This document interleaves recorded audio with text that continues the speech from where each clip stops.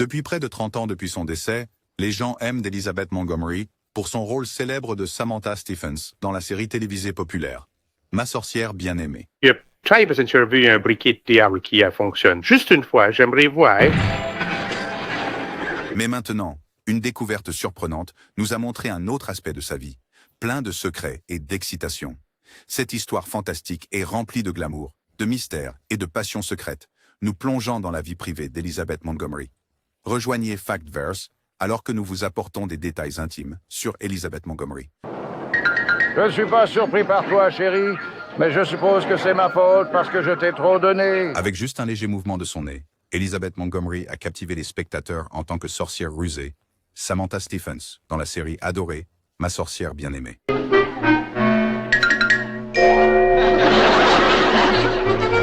Son personnage hors écran était tout aussi captivant. Connue pour sa nature sincère et humble, Elizabeth était considérée comme l'une des stars les moins prétentieuses, surtout par ceux qui travaillaient avec elle sur le plateau de Ma sorcière bien-aimée.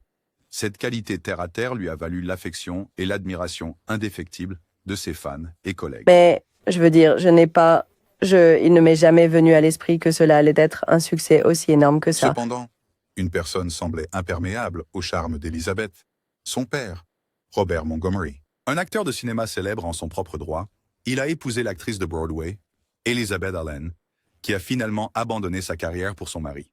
Malgré son amour pour sa fille, Robert n'a jamais voulu qu'Elizabeth se lance dans la comédie. Bien que Robert lui ait offert de nombreuses opportunités dans sa série, il désapprouvait les ambitions d'actrice d'Elizabeth. Selon R.B.G. Pilato, écrivain, acteur et producteur de Bewitched, leur relation était pleine de tensions. Ils étaient souvent en désaccord sur divers sujets. Pilato explique que malgré le fait qu'Elizabeth ait fait ses débuts à la télévision dans un épisode de la série anthologique de Robert, Top Secret, son père n'a jamais voulu qu'elle devienne actrice. Au lieu de cela, il espérait qu'elle choisirait une voie plus traditionnelle, se mariant et menant une vie normale. Les désaccords entre Elizabeth et son père étaient une constante dans leur vie. Leurs vues politiques contrastées n'ont fait qu'élargir le fossé entre eux. De plus, Montgomery avait du mal à pardonner à son père d'avoir divorcé de sa mère et se remarier. Non découragée par la désapprobation de son père, Elizabeth a déménagé à Manhattan et s'est inscrite à l'American Academy of Dramatic Arts. En 1951, elle a réussi à convaincre son père de l'inclure dans son programme télévisé, Robert Montgomery Presents. Cependant, son soutien était loin d'être inconditionnel. Alors qu'Elizabeth recevait des éloges pour ses performances à Broadway, son père restait un critique sévère, lui envoyant souvent des notes soulignant ses erreurs sur scène. Les tentatives pour obtenir l'approbation de son père, comme son mariage de courte durée avec Frederick Cameron en 1954, étaient infructueuses. Frédéric, un homme jeune, riche et beau, était bien considéré par Robert Montgomery. Cependant, le mariage était destiné à échouer car Elizabeth aspirait à être une star, tandis que Fred cherchait une épouse plus traditionnelle. La relation tumultueuse d'Elizabeth avec son père a fortement influencé ses relations amoureuses. Moins d'un an après son divorce, elle a épousé Gig Young, un acteur 2 fois plus âgé qu'elle et un alcoolique tourmenté. Cet acte de rébellion était un défi direct à son père. Finalement, cependant, Elizabeth a réalisé qu'elle ne pouvait plus supporter les abus et a quitté Gig, se libérant enfin de l'ombre des attentes de son père. Au-delà des tensions déjà décrites, le prestige de Robert Montgomery à Hollywood exerçait également une pression tacite sur Elizabeth. En grandissant, Elizabeth était souvent présentée comme la fille de Robert Montgomery, éclipsant ainsi ses propres réalisations. Des articles et interviews contemporains des années 1950 et 1960 révèlent que Robert Montgomery était fier de sa propre carrière. Il a joué dans des films tels que Here Comes Mr. Jordan, 1940 et They Were Expendable, 1945, mais trouvait l'environnement hollywoodien dur et impitoyable. Il craignait que sa fille ne subisse des déceptions ou ne soit exploitée dans une industrie qu'il en était venu à considérer avec cynisme. Certains amis de la famille se souviennent que chaque fois qu'Elizabeth mentionnait une nouvelle audition ou un rôle potentiel sur scène, Robert répondait avec prudence plutôt qu'avec enthousiasme. Cela se manifestait par une subtile distance émotionnelle. D'une part, il offrait des opportunités à Elizabeth dans Robert Montgomery Presents, mais d'autre part, il la critiquait apparemment sévèrement.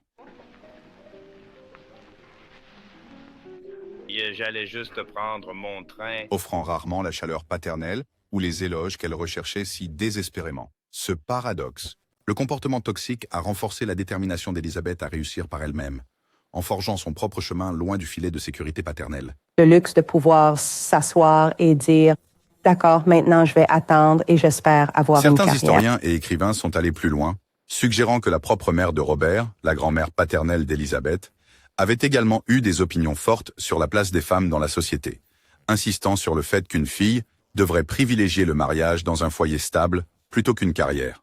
Élevé dans un tel environnement, les attentes de Robert Montgomery à l'égard de sa fille ont peut-être été façonnées par les normes générationnelles et les traditions familiales. La décision d'Elizabeth de prendre son indépendance était donc non seulement une rébellion personnelle, mais aussi une déclaration contre de longues attentes familiales. Malgré des défis personnels, la carrière professionnelle d'Elizabeth a continué de prospérer. Elle est apparue dans de nombreuses séries télévisées et a reçu la première de ses 9 nominations aux Emmy Awards en 1961. Pendant qu'elle travaillait sur le drame criminel de 1963, Johnny Cool, elle est tombée amoureuse du réalisateur du film, William Asher. Il deviendrait son 3e mari et le père de leurs 3 enfants. Après leur mariage en 1963, Elizabeth et William ont accueilli leur premier enfant, Bill, le 24 juillet 1964.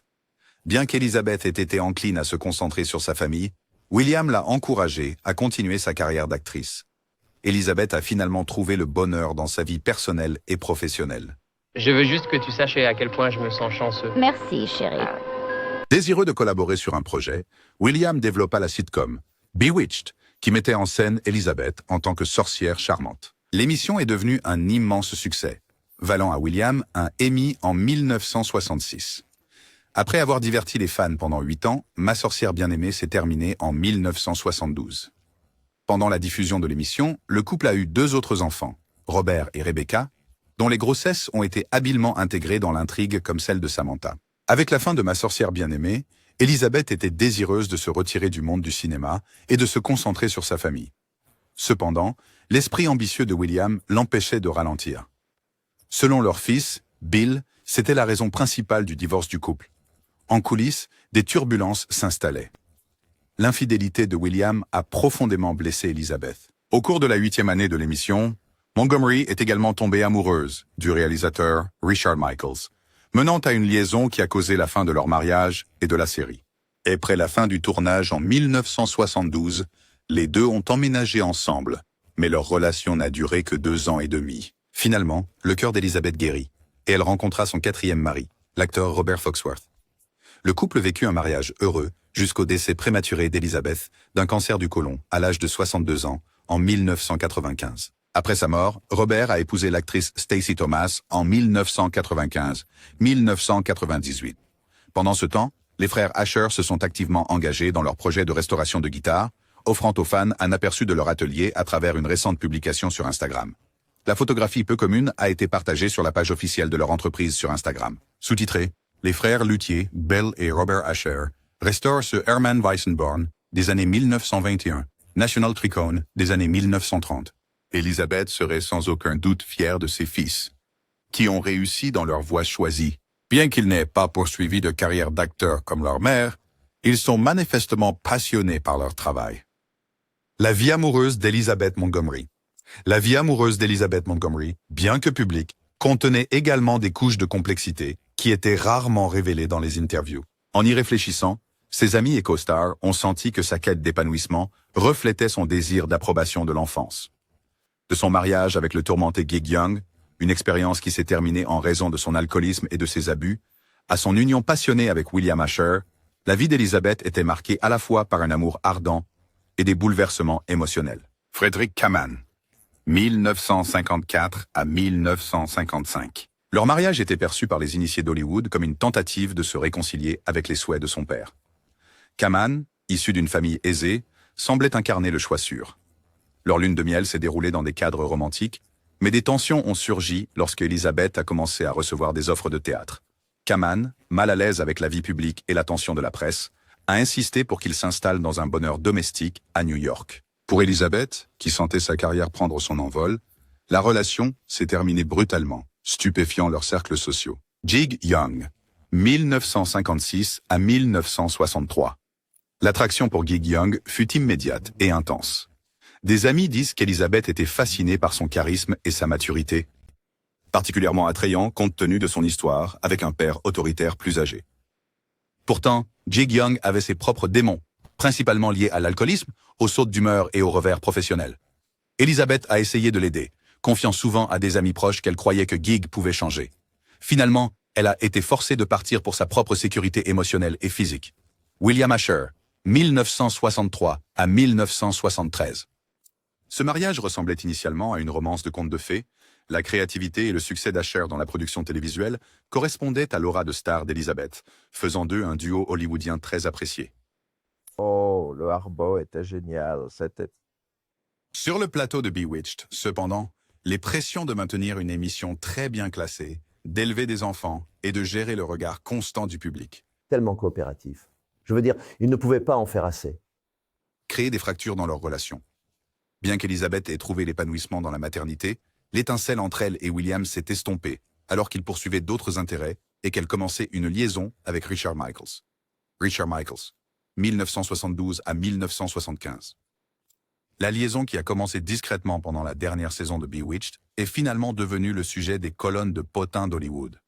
Alors qu'Elizabeth espérait trouver en Michaels un partenaire plus doux et compréhensif, la relation s'est dissoute après 2 ans et demi, laissant Elizabeth émotionnellement épuisée. Beaucoup d'entre vous peuvent ne pas savoir, ne vous inquiétez pas pour le catch prévisible bébé. Certains ont spéculé que la culpabilité et l'examen attentif résultant de la manière dont la relation a commencé ont pu contribuer à sa fin. Robert Foxworth, marié de 1993 à 1995, ensemble depuis les années 1970. Bien qu'ils se soient mariés officiellement en 1993, Elizabeth et Robert Foxworth étaient compagnons depuis de nombreuses années. Foxworth, connu pour ses rôles dans des séries comme Falcon Crest, offrait à Elizabeth un niveau de stabilité et une compagnie sincère qu'elle recherchait depuis longtemps. À l'époque où ils se sont mariés, tous deux avaient mûri, traversé des scandales et trouvé du réconfort dans une vie plus tranquille, loin de la curiosité insatiable des médias à sensation. Son charme. Montgomery était l'une des actrices les plus attractives et recherchées d'Hollywood, captivant des stars comme Elvis Presley, Dean Martin et Gary Cooper. Cependant, la magnifique blonde a affronté de nombreux défis dans sa quête du bonheur, traversant 4 mariages tumultueux et captivant de nombreux hommes de premier plan à Hollywood. Qui regarde l'émission pense que vous êtes une sorcière. Oui, oui. Eh bien, ils ne le font pas, je ne pense pas. J'aimerais un peu en être un. Comme révélé dans un nouveau livre fascinant. On comprend maintenant qu'elle luttait avec un complexe paternel, devenant souvent amoureuse d'hommes plus âgés et recherchant des amants troublés qui lui ont infligé des abus émotionnels et physiques. Ce serait bien de se débarrasser de toute cette vaisselle dans l'évier, tu sais, aussi facilement. Selon Herbie Pilato, auteur de la biographie Twitch Upon a Star, Montgomery a enchanté chaque homme qu'elle rencontrait, mais semblait attirée par des hommes troublés plutôt que par des gentils. Son inclination pour l'archétype du mauvais garçon pourrait avoir été une manifestation de sa défiance envers son père.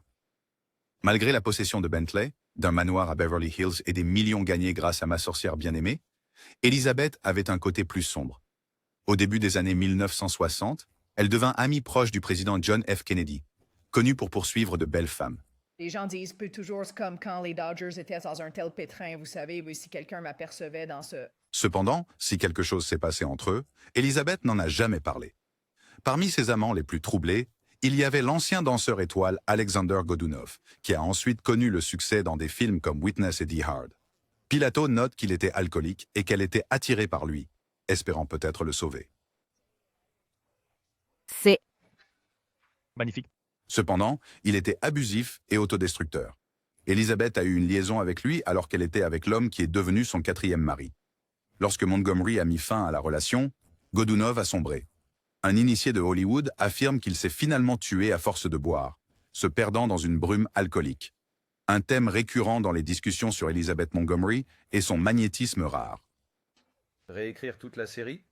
Eh bien, heureusement, quand j'ai découvert que j'étais enceinte de notre 2e petit garçon... Les membres de la distribution et le personnel de production décrivaient constamment une certaine chaleur qu'elle dégageait, mettant les gens à l'aise en sa présence. Cette chaleur, combinée à sa beauté saisissante, a sans doute contribué à ses affaires personnelles compliquées.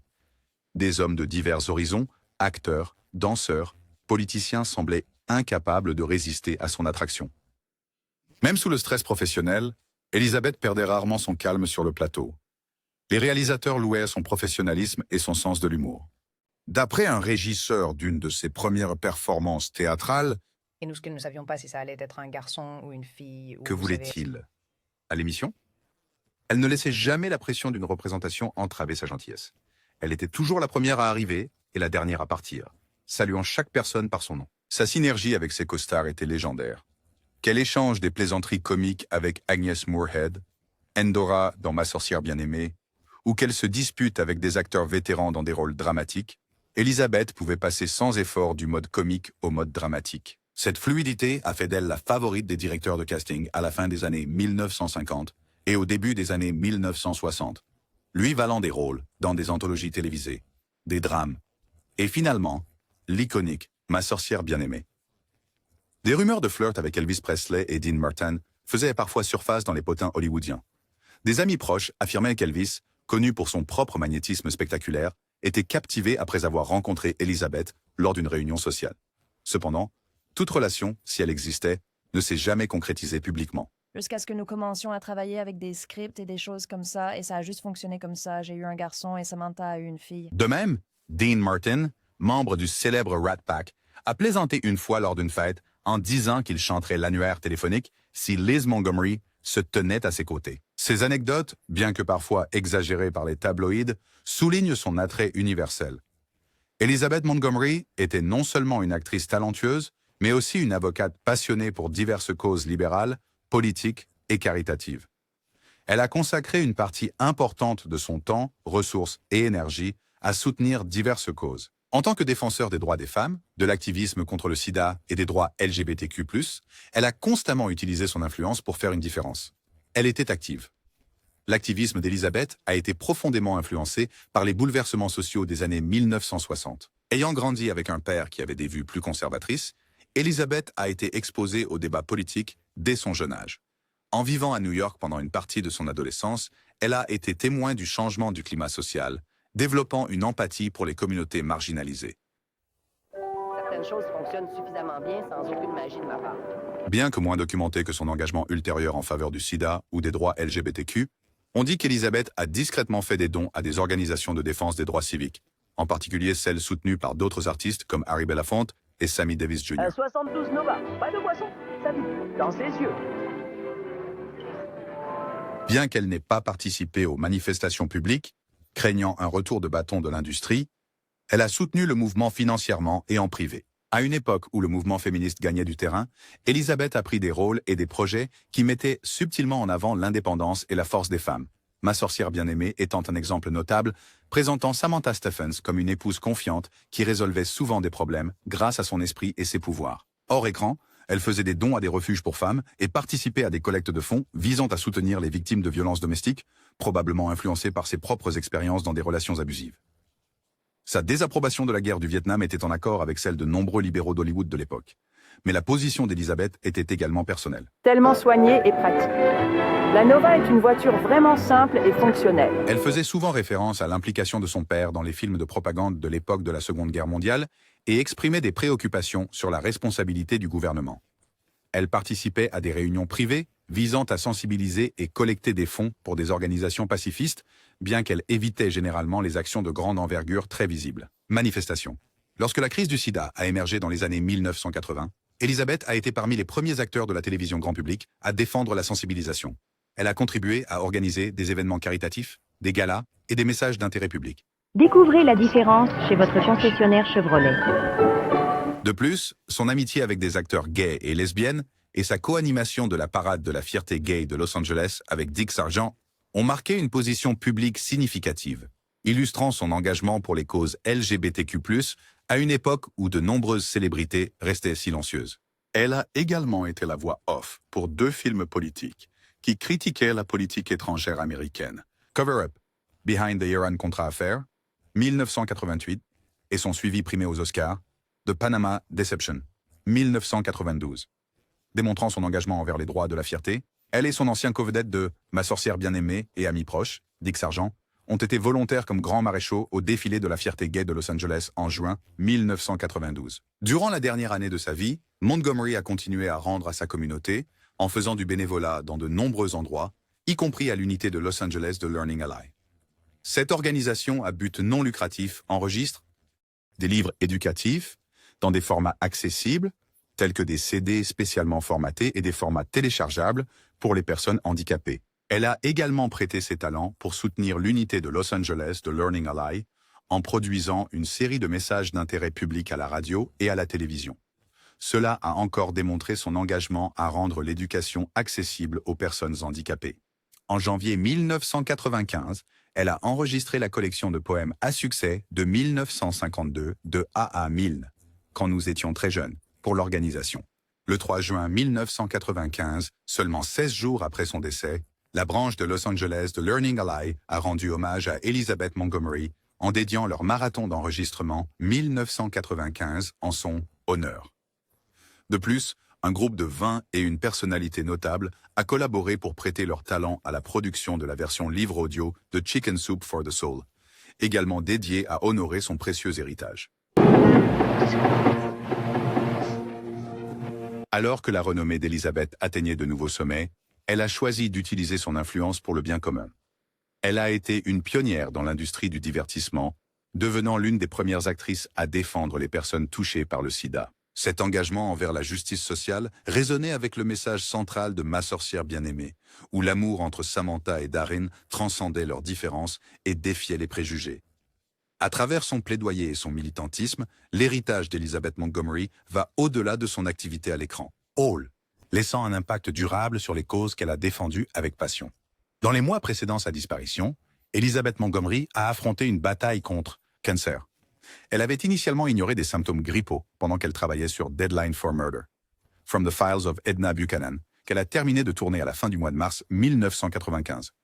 Au moment où son cancer a été diagnostiqué, il s'était déjà propagé de son côlon à son foie, rendant toute intervention médicale inutile. Déterminée à ne pas passer ses derniers jours à l'hôpital, Montgomery choisit de retourner à sa maison de Beverly Hills, qu'elle partageait avec Robert Foxworth. Tragiquement, le 18 mai 1995, à 8h22 du matin, heure du Pacifique, Elizabeth s'éteignit dans son sommeil, seulement 8 semaines après son diagnostic et 33 jours après son 62e anniversaire. Le 18 juin 1995, un mois avant son décès, un service commémoratif émouvant a eu lieu au Cannon Theatre à Beverly Hills. Herbie Hancock a joué de la musique tandis que Dominic Dunn se remémorait leur amitié au début à New York. D'autres intervenants comprenaient son mari, Robert Foxworth, qui a lu des cartes de condoléances de fans, ainsi que son infirmière, son frère, sa fille et son beau-fils. Les restes d'Elizabeth ont été incinérés au cimetière de Westwood Village Memorial Park. Après sa mort, la maison familiale à Patterson, dans le comté de Putnam, à New York, que Montgomery avait conservée, a été vendue et est finalement devenue une partie du Wonder Lake State Park.